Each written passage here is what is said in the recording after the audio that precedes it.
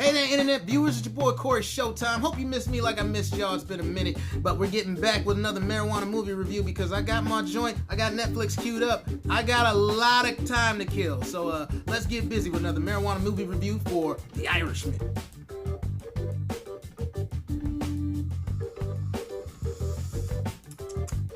Tastes like 3.5 hours. What the fuck? Now, if you're like me, you saw this and you were in it from the beginning. Because I saw Martin Scorsese, I saw Robert De Niro, I saw Al Pacino, I saw Joe Pesci. I was like, sign me up, nigga. And I thought this was going to be like a whole other Goodfellas, a whole other Casino. And I was right. You're going to get exactly that. Like, this movie is basically those two movies telling the story of another mob movie that they reference in those movies. And it's a beautiful thing to watch how it goes down. It's another typical Scorsese film. It's perfectly shot.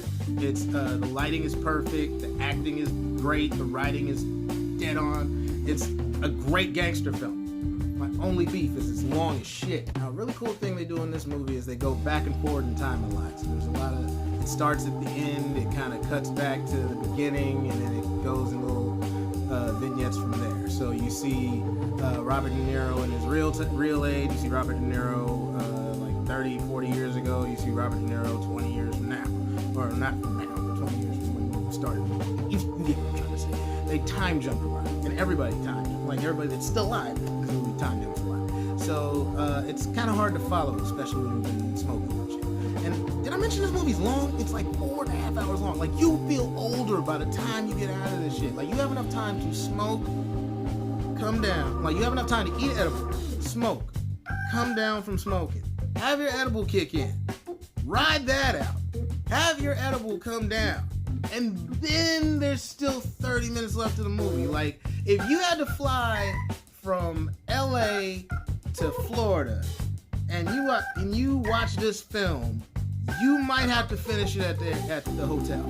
You feel me? Like, it's that fucking long. Like, most of Scorsese's movies are long. This one feels epic. Like, remember when you were a kid and you had to watch the Ten Commandments? Like, your grandma, your auntie sat you down. You had to watch Charlton Heston on that Sunday evening, and that shit took as long as church.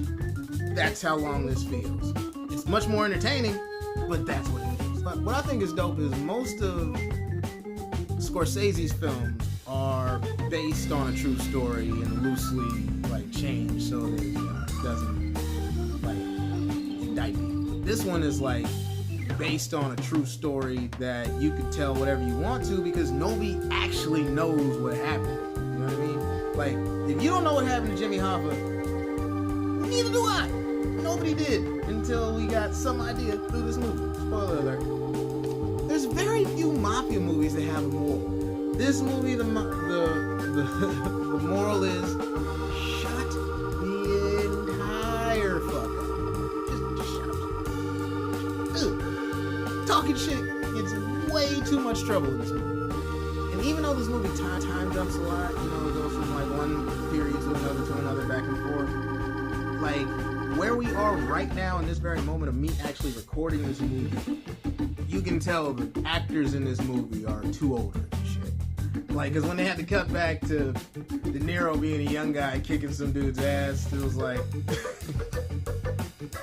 it's like, come on, bro. Like, come on. Like, the WWE ain't that thing. Like, it was like when your granddad tries to like punch you. It's like, oh, bless your heart. Bless your 80-year-old pacemaker using weak and faint beating heart. All right, to give this movie a rating, I would have to break it down into sections, which is actually what you can do. I'm gonna pop up a picture I saw the other day that you could do this movie in 4 phases. You know what I mean? Like, Scorsese talks shit like he's like, I don't like all these comic book movies. I'm like, but you made a movie that's just basically your own universe. You made your own endgame.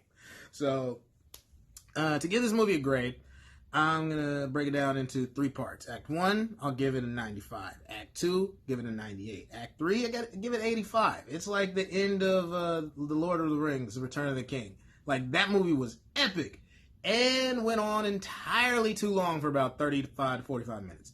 This has the same problem. It's epic. It goes on entirely too long for about 35, 45 minutes. So, that being said, that averages out to a 93. This is a 93% chronic on my Bammer scale over here. Marijuana movie review. This is an indica dominant hybrid. This shit is gonna give you euphoria up front. It's gonna give you a calming feeling. It's gonna knock you the fuck out. And if you wake up and there's still a movie going on, yeah, I don't know what to tell you. 93. So, yeah, thank you all for tuning in, but more coming soon. Holla at your boy. And tune into the Showtime and Kev podcast on Apple and Spotify. Holla.